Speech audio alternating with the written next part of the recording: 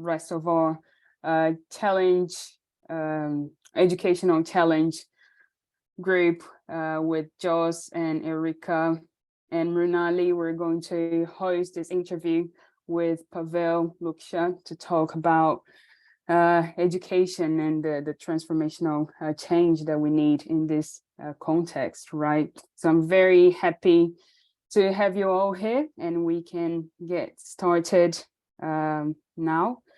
So before we actually jump into the mural board, I'd like to know where you guys joining us from. So if you can use the chat to let us know where you are in the world, it would be great to know. In the meantime, I will share the mural boards. Are you going to be using today? London, London, Netherlands, Toronto, right? California, awesome. Awesome, everyone. Germany, well done. Now I'm going to share the mural board here with you now so we can jump in and get started in our session. I will share my screen now with you as well so we can begin.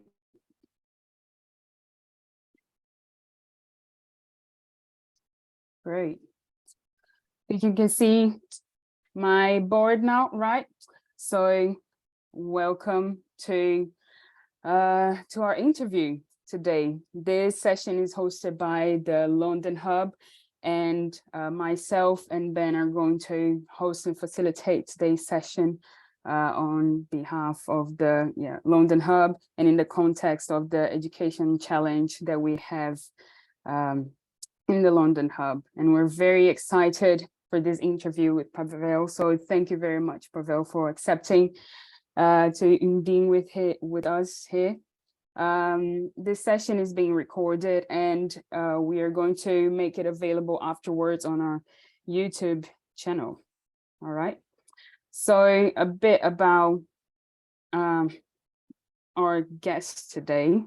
So Pavel is a global thinker, change catalyst, and facilitator, working with systemic social innovations in education, business, tech, and social entrepreneurship, culture, and urban development.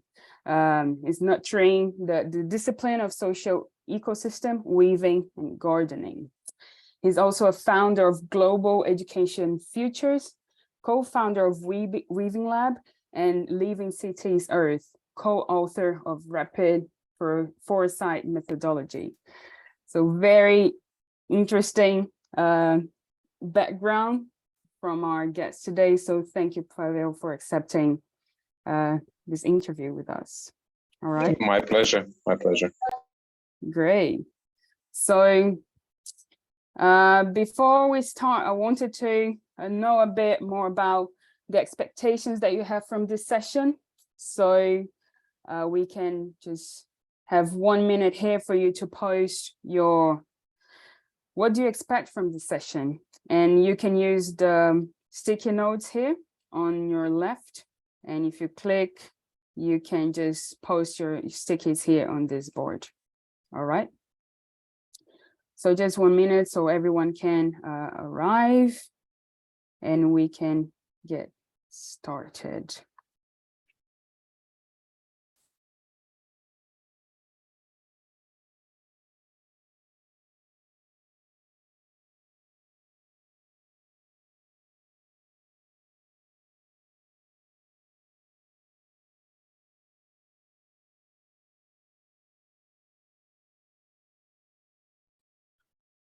Ideas for supporting systems change in education system.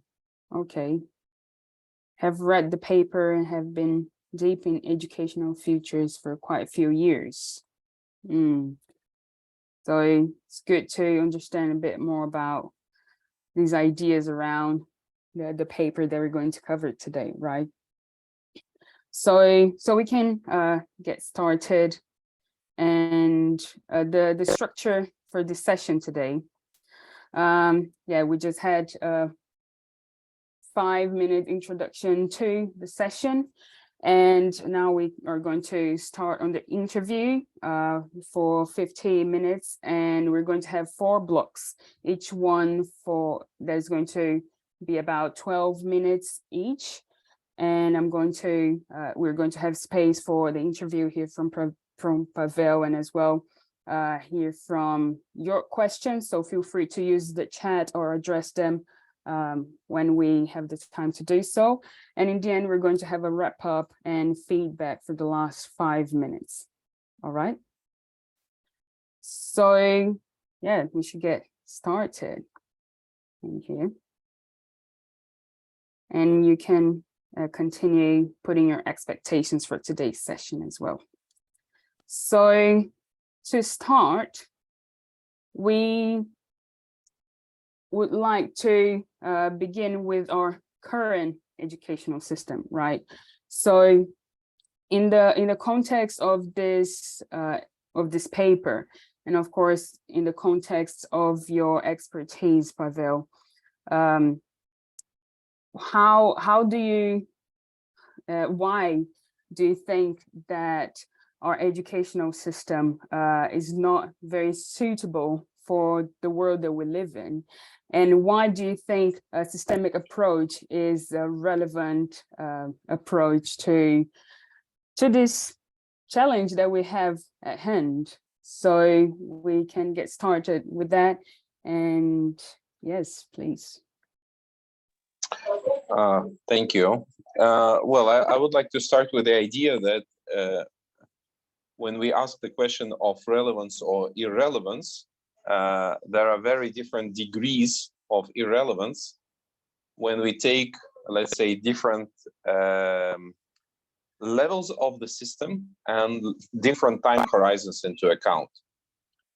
So if we think about, let's say, the needs that exist in current nations with relatively short time horizon, like maybe next 5 years, which is the time horizon that most politicians operate on. There is a lot of discussion, for example, about increasing PISA scores of students, or let's say getting more commitment and engagement of teachers. So it's a conversation about how to make system more efficient, but within the existing, let's say, within the existing basic structure, way of operating, principles of operating. But if we start expanding that horizon and ask ourselves, for example, what are the purposes of that system currently? One of the purposes is to prepare people for, let's say, adult life and for successful careers. We ask ourselves, is this generation of students ready for example, the challenge of generative AI that is currently disrupting so many creative jobs and very professional jobs, like even today I read an article about CEO job that has been taken by AI, and it actually performed better than the CEO before that. So they outperformed the majority of companies in Hong Kong in their sector. Then it's a massive challenge. How do you actually change your curriculum to make people, let's say, ready for AI enhanced world? But that's only a tiny part of the challenge we're facing, because we are in the midst of a massive technological transformation, which is accompanied by a massive socio-cultural transformation. The people taking new roles, changing their relationships with each other, recognizing new opportunities. It's very evident that internet is rebuilding the very fabric of our society. For example, there are more couples that now that met online than in real life. This is staggering because for the first time in human history, for example, the choice of your partner, for potential partner for the family, is not made, let's say, by let's say, people that know each other from the same neighborhood, so that they can physically know each other, like sense, smell, and everything. But you kind of meet the avatar in the internet, and then you date that person, and then you kind of made that decision. So and the matching is done by algorithms. So we're already being bred into a new kind of species. So these kind of changes are happening now. And are people ready for that? Of course not. Or do we need new types of skills and new mindsets to be ready? Yes. Is the system making those? No.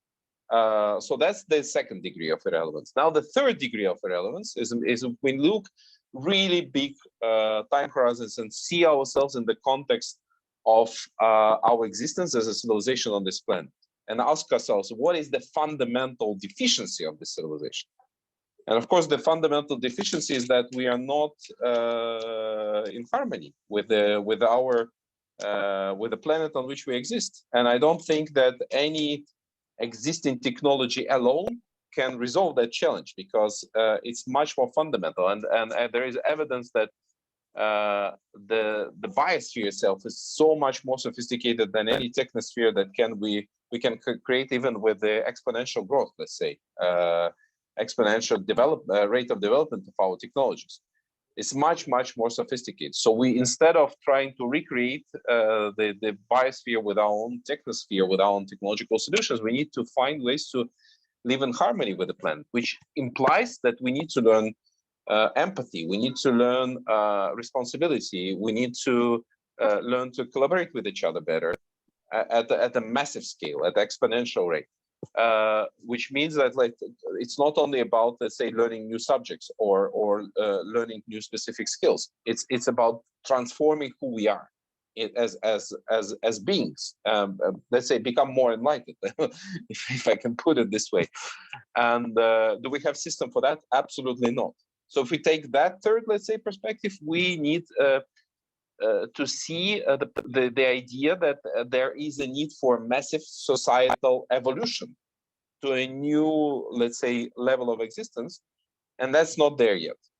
And that's the third degree of irrelevance that really calls me and many of my colleagues to challenge the existing paradigms altogether and say we need new systems or new ways of learning, new subjects, new curriculum. We need new systems of assessment. We need new teacher profession. We need new ways of organizing education. All of that is calling for system change. Sorry for a very long answer. No, it's great. Thank you. So yeah, there's a part of the report that says continuous and accelerated change is the main trend in industrial civilization, right? And what do you think are the main trends in today's civilization, and what is their impact in our society? Well, like, there's a billion trends probably happening in our society right now. We can say every person is a trend in a way. But of course, some, let's say, it's like some little streams come to big rivers or ocean currents. And of course, one of them is that we are undergoing this massive transformation caused by this next technological revolution. And indeed, that is a product of specific model of society that has been discovered about 300-400 years ago and has been kind of intensively growing since, which kind of couples the knowledge creation of humans with actual life improvement through economy, so that this knowledge creation is actually becoming new products, new solutions, new approaches, new ways of being. This is what is called progress. Are we on the pathway of indefinite progress, like the endless progress? I'm not sure. I think there are limits to this type of progress. Some people say that the current situation where we have more of everything, like we have more human beings on this planet, we have more infrastructure, more technologies, more computational power, and it's growing at exponential rate, all of it. At the same time, the exponential at the exponential rate grows the environmental footprint of humanity on the planet. So if you look at dynamics of ocean acidification, things such as species extinction and so on, we'll discover that it's actually following the same dynamics, like this exponential growth rate. So we have growth of power and we have the growth of imbalance. And if I look at if I summarize these big trends, I would say it's those. And I would add also that imbalances are also within our society. So the results of this progress are not distributed evenly. So we have a massive growth of inequality, not only within regions and nations, but also between.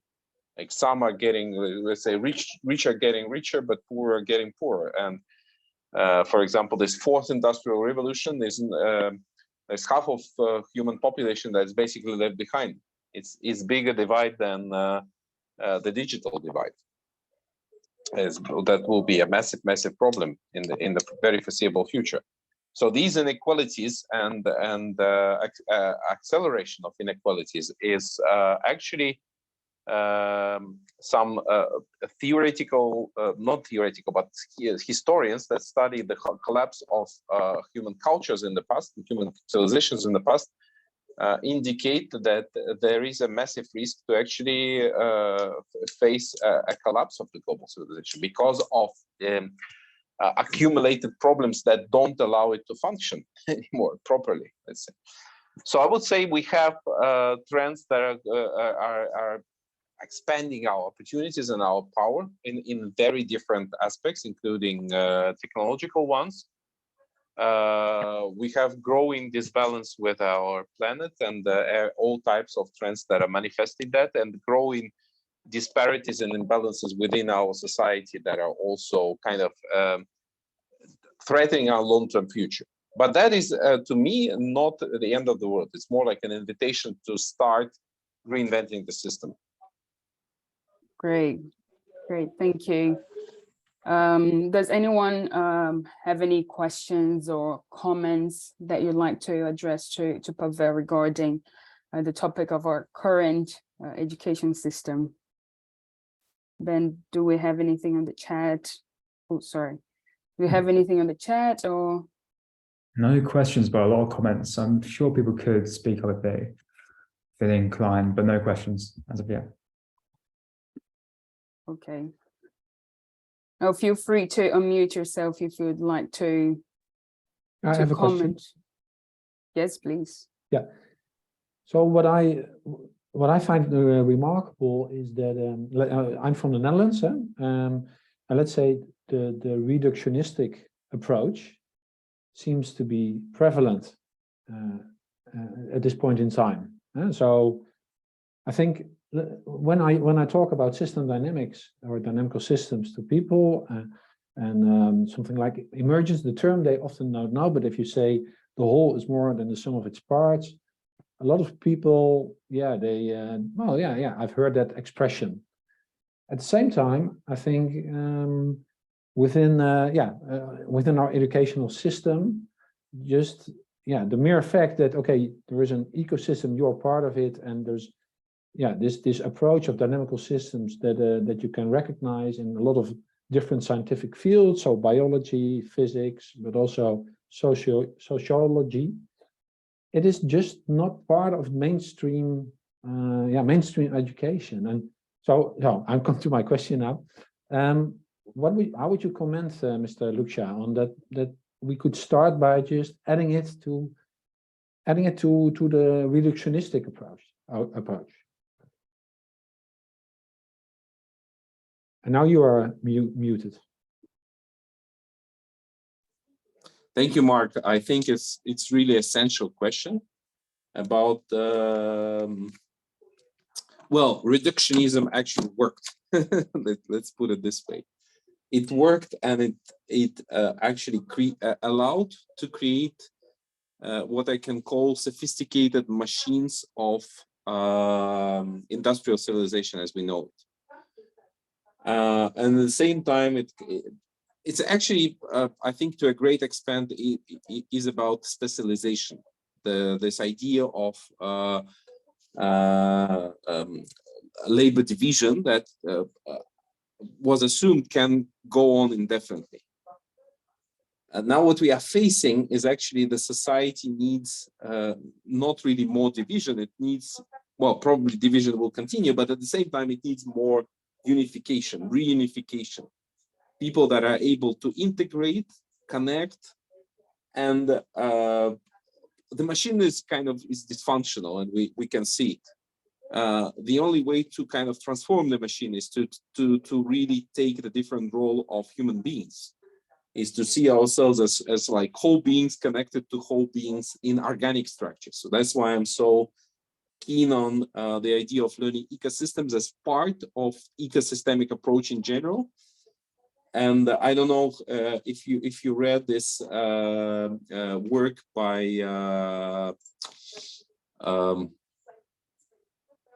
which is called Myth of Machine. Oh God, forgot the name. It slipped through my head. All right, I'll come back to that. Anyway, the idea is that this industrial machine of the current civilization will not be the only way to transform it from within is really to become whole, holistic, integrative, and reductionist approach is no longer viable long term. Probably can continue for some time, but no longer viable long term. And that's why we start talking about the idea of education that is lifelong and life-wide.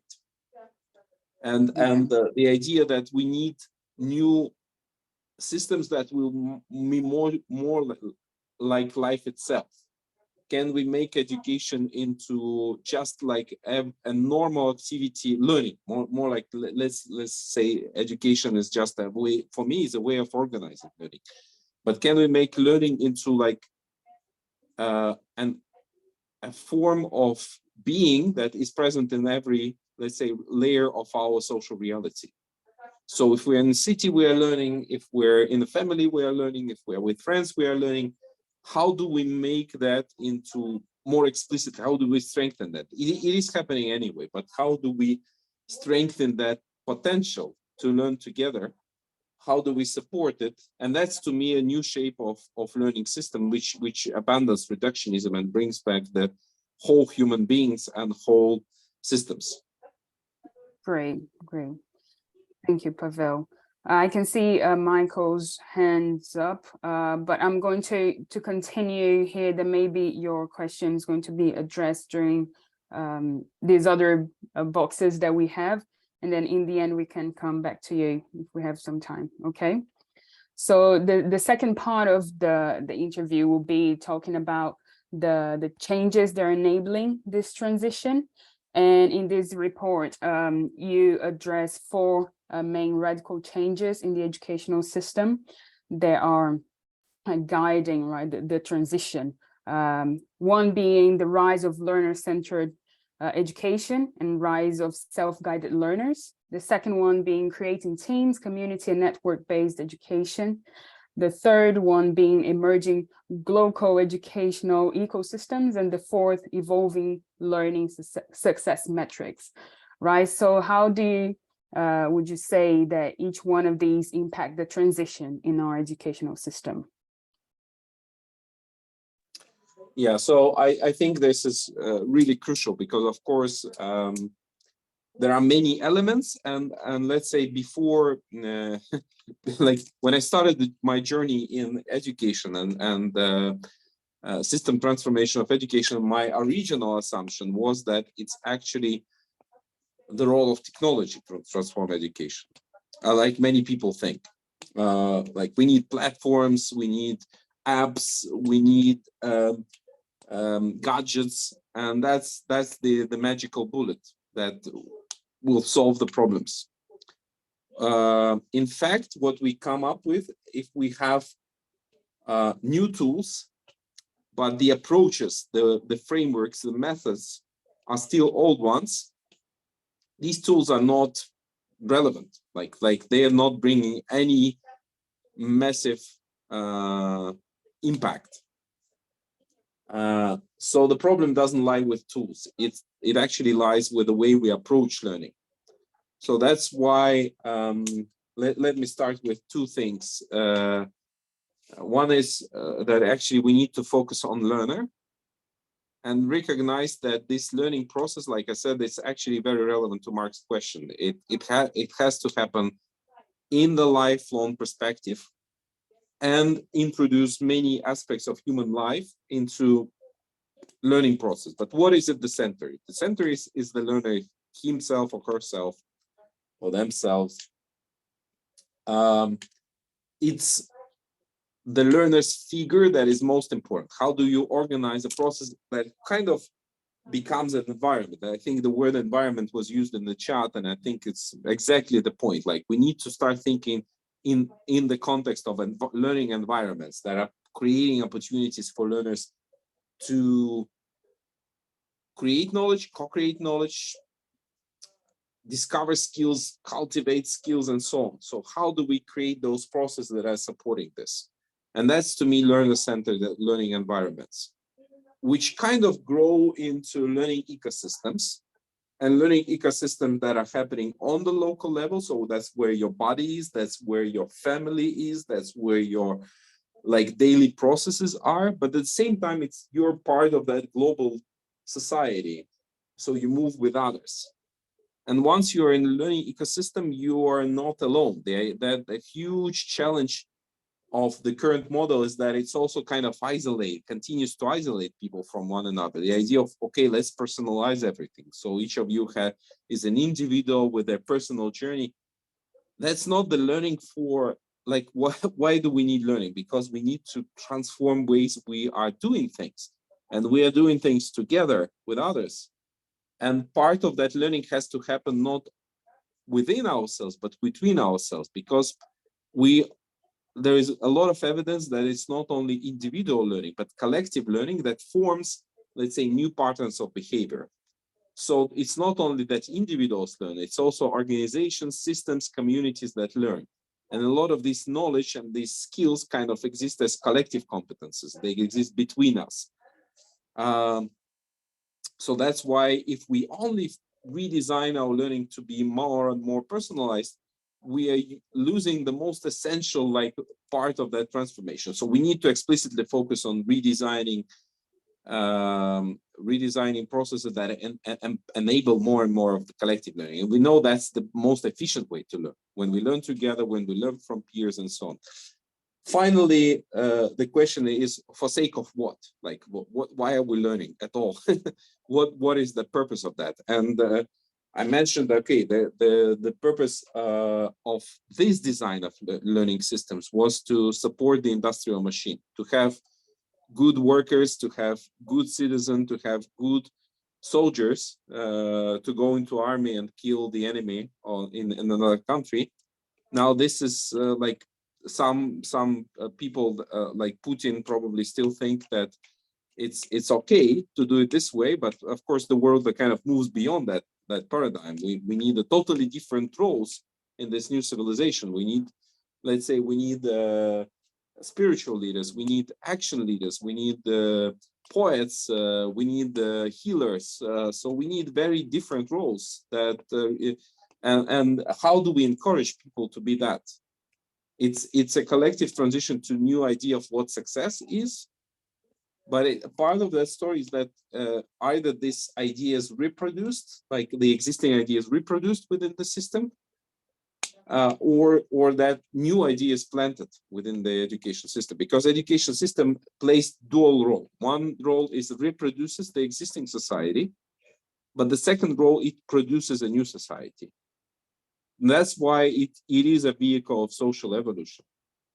And that's why it's also so resistant to change. It's resistant to change. It has all kind of built-in protection from change, because it acts like the nucleus of a cell in like human body or any body, where the most essential part of like the whole reproduction is happening. It's DNA is reproduced, DNA of the society is reproduced in the educational system. So that nucleus has to be protected, like same as in the cell, and so it's very resistant to change. Great. Yeah, thank you very much. And this idea of having a different measure of what success is and having different types of leaders, it's what David is commenting here in the chat. So he says, which means we'll have to be able to deepen those learnings from our educators and educational leaders. Otherwise, change remains in bright spots across our systems, right? David, would you like to comment a bit more on that? Sorry, I didn't expect to have to talk, but yeah, I mean, we started talking back in 2015 of what was coming with AI and automation, because automation's really going to hit our area deeply, just because of the amount of warehouses and lack of college education. And so what we're seeing though is that we're really struggling with changing the mindset of educators, because most educators were brought up in a system that ingrains you and entrenches you in how, if you do well in school, you get a degree and you go out, you'll do fine. And that system's broken. As Reid Hoffman would say, it's like an escalator. You know, the older people can't get off, the middle ones can't move up, and the younger ones can't get on. And so what you're seeing is that educators not only are facing a mindset shift that they have to really look at, because this automated future that we're looking at, and often the used futures that we're selling kids, is not really preparing them for anything else than obsolete jobs. And so you really have to not only start to think about that, but you have to think about, how do we shift policy? Because if our educators aren't shifting policy, we keep doing things like assessment in the same ways to hold the old system in place. So that was a little long on my part, but just things, you know, that we're constantly thinking about here. Great. Yes, thank you, David. We can go to the third part now, which is essentially the educational ecosystems idea, right? And I think it's a very, while reading the report, I thought it was a very interesting way that you actually put that across. So I would like just to hear more from you. Why is it important to consider when talking about this transition to a more suited type of education system? Why is the educational ecosystems are important for that? Well, first of all, I would say there is empirically, we can see that more and more forward-looking projects of different kind, in existing ones, but especially the ones that are looking to create new educational approaches, are kind of gravitating towards the idea of a learning ecosystem or educational ecosystem. And we explicitly studied this subject in our later reports, and there are some colleagues that were also inspired by our report and wrote some overview. So there is, let's say, a number of links I can share with colleagues later that show that this is no longer a theoretical idea. This is more like a real movement in the making, which also, by the way, requires new type of leadership. And that's why about 5 years ago, we have created this group called Weaving Lab, which now brings together about 1,000 world leading social innovators into this practice of weaving, which I see as a crucial element of creating ecosystems of different kinds. Now to why educational ecosystem, what does it mean? So first of all, for me, educational ecosystem is actually like all types of, let's say, players, learning environments, providers, learners themselves, of course, and learning communities, and also, let's say, key players that are stakeholders shaping that system, sort of working together, interacting with each other in a kind of web of relationships to support lifelong and life-wide learning journeys of these individual and collective learners. And what we also recognize that many, if not all, actual learning ecosystem have this idea of learning for thrivability. So it's not just, let's say, learning for sake of learning or learning for sake of getting a job. It's more like we are learning to really find new ways of collective flourishing.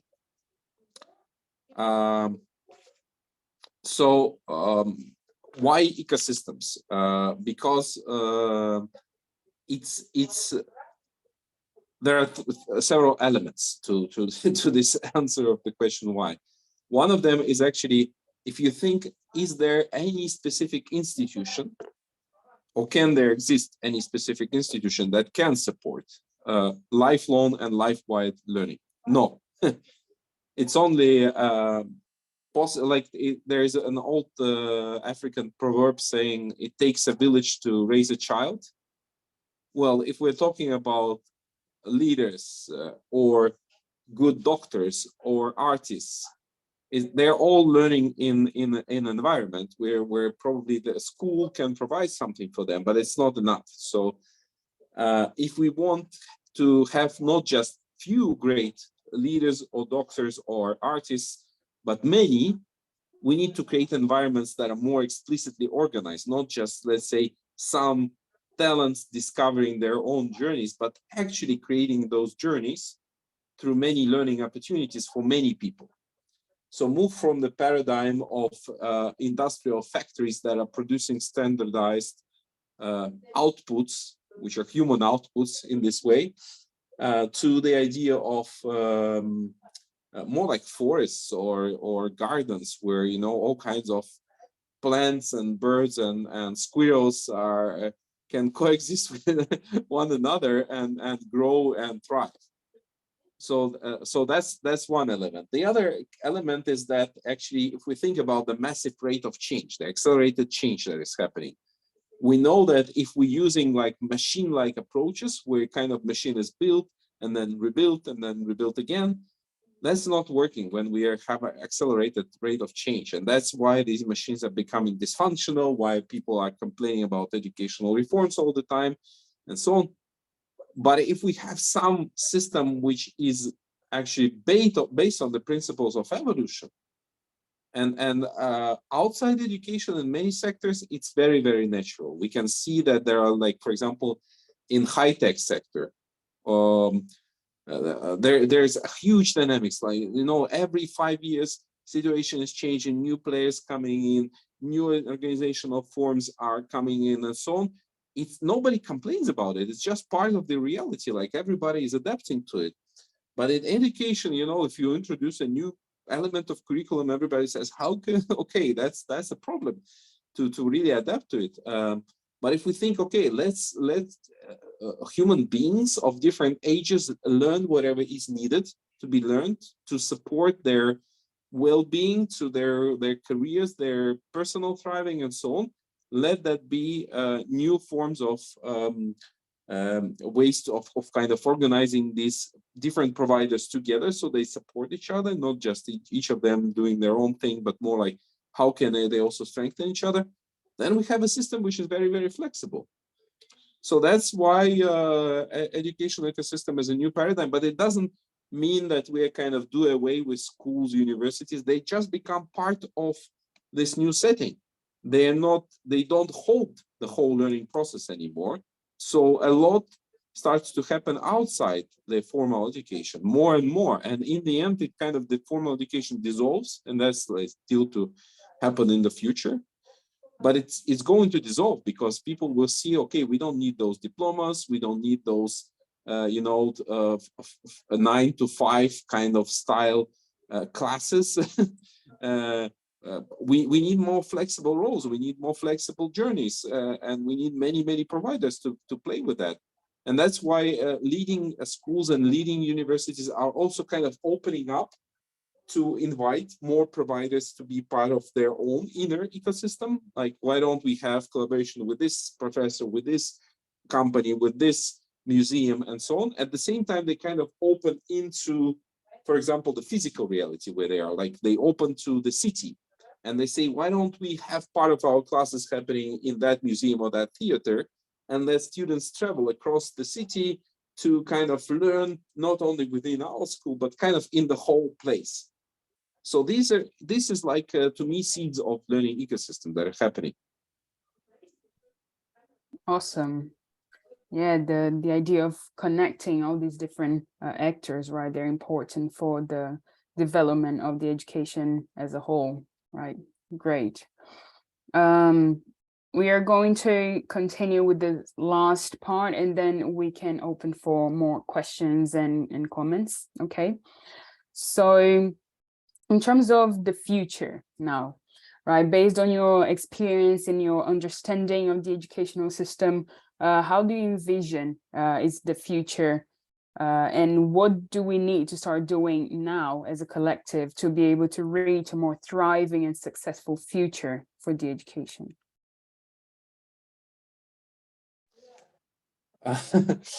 So first of all, there is an old saying that says, that pessimist is an informed optimist. So I used to be an optimist about the rate of change and the future that, the future is full of opportunities, but now I am an informed optimist. And no, I still have a degree of idealism. So I really hold high hopes for the potential of transformation.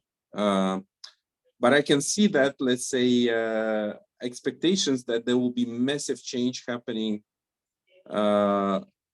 already since maybe late 2000s or early 2010s, because of all kinds of disruptions that are happening in the world around education, that it didn't really come true.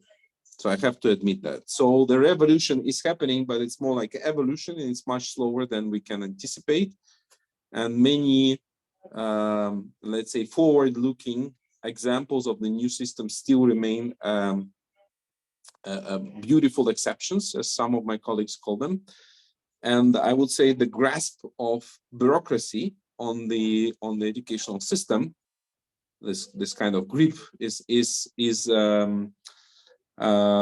more present than ever. And actually, like, people that work in more formal systems like universities, colleges, schools, they feel like the pressure of bureaucracy all over the world is increasing.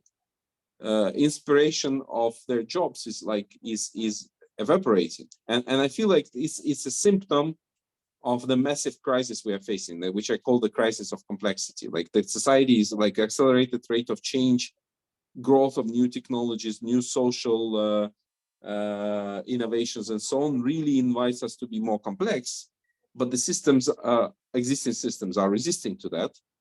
So in fact, we are facing like not really the growth, but more the degradation. So I would say that two types of trends are present right now. One is that huge like wave of new innovations, both physical and digital, are coming in right now, and very inspirational one. And indeed, we can see that all over the world, education is becoming more holistic, with attention to topics such as mindfulness, empathy, collaboration, and so on.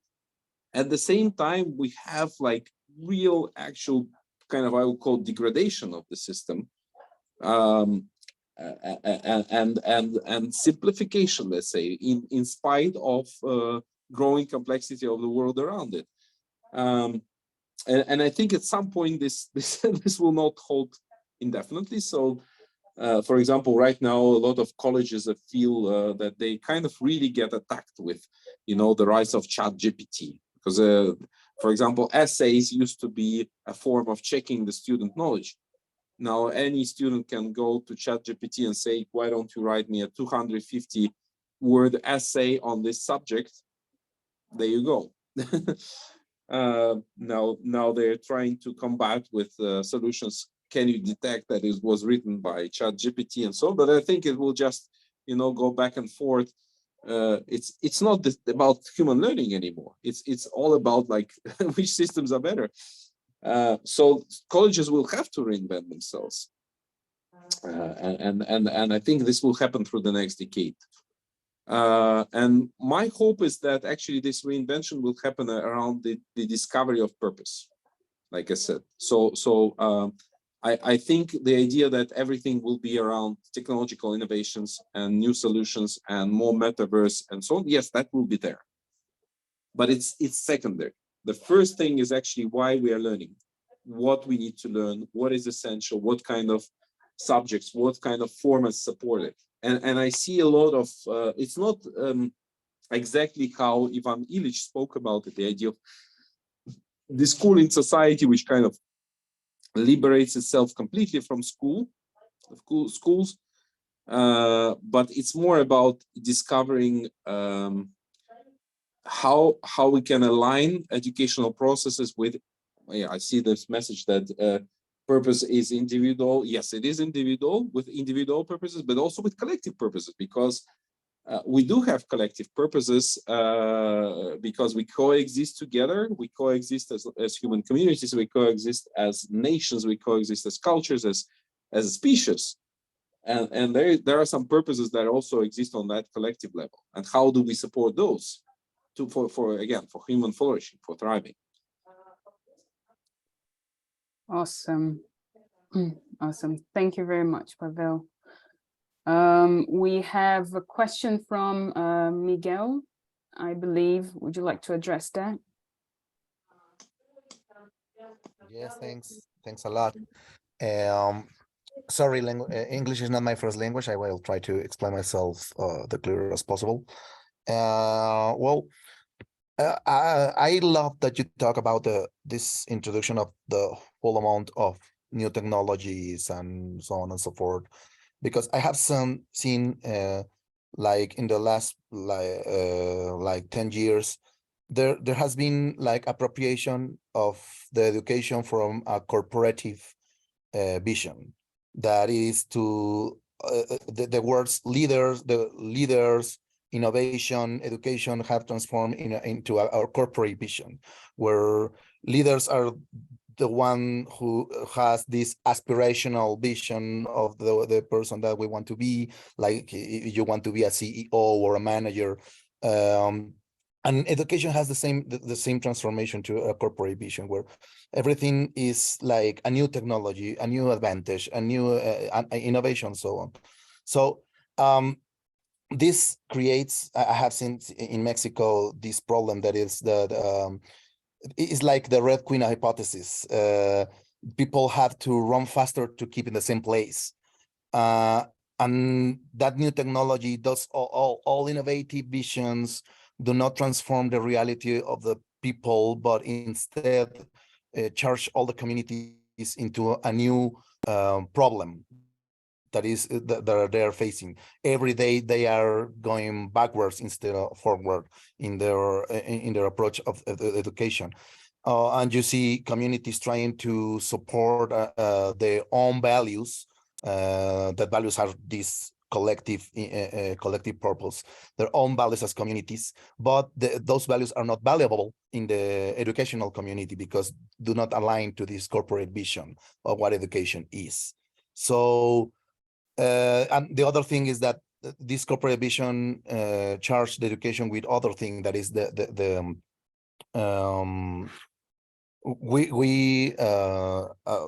speculative vision of education. I mean, we are not trying to be part of a current educational vision, but the speculative vision of what education will be in the future. So we are not just far away from current education, but from the visions of the future education. And that speculative vision is charged in all the whole system. So these educational environments are not just like we need better teachers or better tools. It is how to transform the whole vision of education, because the communities that are hard to transform, that need to transform that education, also need the political and the communitarian basis to fight against this corporate vision and try to make possibilities from their own values and their own vision to be part of the whole educational system. So and the other thing is what you have been talking about, the educational system. I have worked with artisans communities, and you're talking about that. I mean, the educational ecosystem is how all the artisans in the communities work. They learn together, they talk between the families, between different families, and work together and learn together about it and the values of the handcraft that they're learning, and so on and so forth. But those specific competencies are not valuable in the educational market. So how we can fight against this corporate vision that it's currently dominating the whole educational system? Thank you, Miguel. Thank you, Miguel. Well, thank you for also elaborating on examples of where it's actually present. I think that, well, I would say it's not only about corporations, it's more about the dominant model of society that is surrounding us at the moment, which is called industrial capitalism. So educational system, as we know it right now, serves purposes that are reproduced within that larger system. And if we try to combat challenges that are coming from, let's say, industrial capitalism and are transformed into the system without recognizing that it's all about societal transformation, it's all about discovering the new way of being. Let's say some people are talking about regenerative economy as a new way of approaching organization of our economy. So we stop fighting or exploiting nature and exploiting people, and instead we, let's say, create cycles of regeneration, cycles of mutual support. So it's a massive reprogramming. So from that perspective, of course, educators are stuck between, let's say, the demands of the existing old paradigm and the needs of the new but not existent reality that is emerging right now. And one of possibilities that education becomes not the whole bridge, but part of the bridge to that reality, and starts working hand in hand with communities, with groups, with organizations, with movements that are also kind of trying to make that reality a reality, try to make it real. So I feel like it's also seeing educational spaces as places where learning how to make that future society can happen, where people can actually do these prototypes. So that's what we expressed in the report as the idea of Protopia Labs. So seeing ourselves as like, okay, there is a transition. We don't know how it needs to happen, but we prototype and we create those learning spaces and we exchange the knowledge with each other. And actually, since we wrote this report, very good friends of mine have started a movement. We have been co-founders of it. It's called Learning Planet movement, which is all about like bringing more learning communities together to learn for the positive transformation. And I'm sure like there are more movements than just one that are trying to do exactly that. So I feel like if you're, for example, an educator that tries to combat the corporate or industrial paradigm in education, my answer would be the answer that comes from Buckminster Fuller. I think you have discussed him probably in your sessions, but I think he gives a lot of thinking about how to make that system change. So one of his statements is that you don't fight the existing paradigm. You create a new paradigm which makes the existing one obsolete. And I think that what needs to happen in our economy, in our society, and education being part of that. So that's why we need to move from systems to ecosystems. That's why we need to move from institution-centered to learner-centered learning. That's why we need collective learning and so on, the new metrics of success. So that's like elements of that transition. We are building a new system. That's how I see it. Awesome. Well, thank you very much, Pavel, for being here and for giving such a beautiful explanation of your report and, of course, your own research and your own insights on the educational field. We actually are approaching the end of our session. I know 1 hour sometimes is not enough to actually address such a challenge, right? But thank you very much for you, Pavel, and for everyone that came here today. I'm going to share the link to the Miro board again so we can finish our session today. And in the context of our educational challenge, we have our next event coming up on March 30th. It's a workshop on rethinking education with the iceberg model. So that's something that we are organizing now. So you're all welcome to join us here. And of course, Ben just shared the link to these reports that we are talking about here that Pavel and colleagues wrote. So take a look at that. It's very, very impressive report. And it's very insightful as well. So yeah, take a look on that one. And thank you very much for everyone participating here. And you can follow, of course, the London Hub on our website page and LinkedIn, and this recording is going to be available on YouTube from tomorrow. And of course, we have the Twitter as well, so please reach out. And if you have any comments or any other questions, we are more than happy to address them.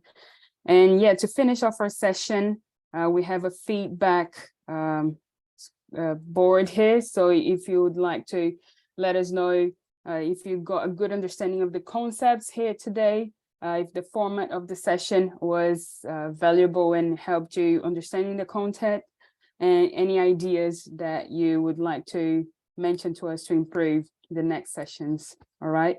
So thank you very much, everyone, for participating. Thank you, Pavel, again. Very good conversation, and hope to see you all very soon in our next event. Yes. Thank you. My pleasure.